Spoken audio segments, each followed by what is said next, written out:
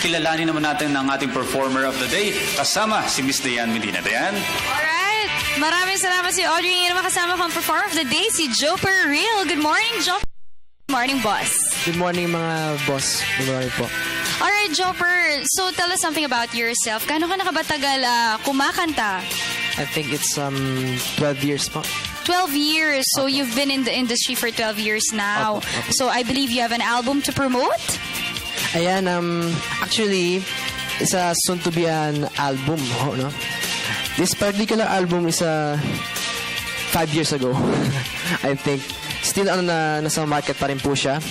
And, yung kinanta ko po kanina na Nadarama, ang title ho ng kantang yun. Mahilig tayong, parang ang hilig mo sumayo. Nang ano na tayo. Hindi, pero Joper, so meron kang album na pinopromote and album kasi ito album mo when you were still 9 years old, diba? Yes. So And, may album ka na ipapromote. Saan ka ba, yung mga fans mo, saan ka ba nila pwedeng makita? Ayan po for more information, sa Facebook, meron po akong Facebook account, yung mga Facebook account po ko sa inyo dyan.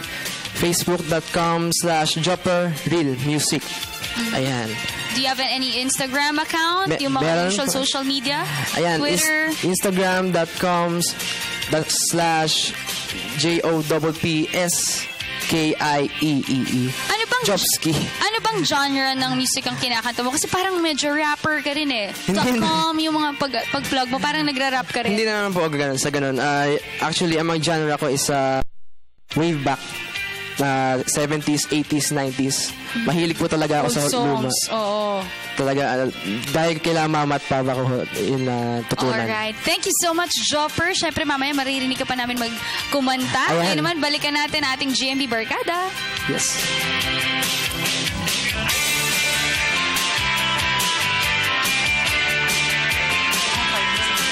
Okay, ayan. Marami tayong pag-usapan for this day. Siyempre, lalo na concerning to the students, yung food poisoning, yung pinakamainit na issue sa mga panahon ngayon.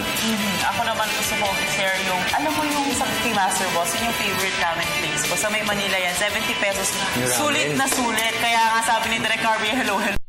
Nainggit nga ako doon eh, ramen eh. Ramen, diba? Sample this weather. Nag-uulan, sarap kainin ng ramen. Oo. Pero syempre, just to wrap up today's episode, yun nga, napag-usapan namin kanina, I was able to interview ASEC ni Sito Omali ng Department of Education at sinabi niya na sisiguraduhin ng Department of Education na ligtas yung mga school canteens at they will make sure na hindi makakapasok yung mga outside vendors. So again, safe na tayo na bumili yung mga estudyante sa kanilang mga school canteens. Alright? Yan po ang nagtatapos ng isang oras natin pagsasama na punong-puno ng balitan at impormasyon. Magsama-sama po tayo muli bukas. Same time, same channel. Maraming salamat. Ako po si Dayan Medina. Alam mo, yung canteen sa amin, sa may PUP, naku, ang daming mga street foods doon, pero wala naman kaming kaso ng ganyan. Gawing makabuluhan ang inyong araw. Ako naman si Audrey Goricela. Ibay ang Sigmura. ng mga taga-PUP. Sanay kami sa ganyan. Uy, pati sa Miriam College, magandang-maganda ang mga... Teresa Street, tama? Teresa Even Street. sa CSP, diba? Okay na. Lugaw, 8 pesos. Talaga. Ito naman, mga Gagalit boss. na si Frengo. Mga boss, mag-ingat po tayo ngayong araw. Misalo na sa ating mga kinakain. Ako naman po si Carla Paderna. Sana po marami kayo natutunan sa isang oras natin pagsasama. Mamaya manood po tayo ng Schoolmates. Juvenile Justice po ang topic natin. Maraming salamat mga boss. Ako naman si Jules Kiang. Kaya sama-sama pa rin tayo bukas sa parehong oras. At sabay-sabay namin kayo babatiin ng Good Morning, Boss! Alright, let us all welcome once again, Jopper!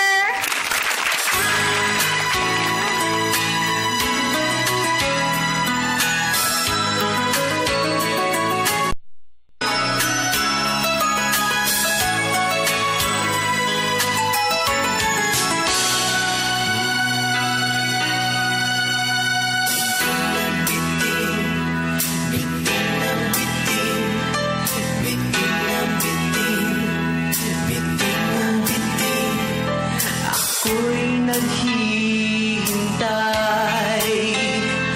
Bakit wala ka pa?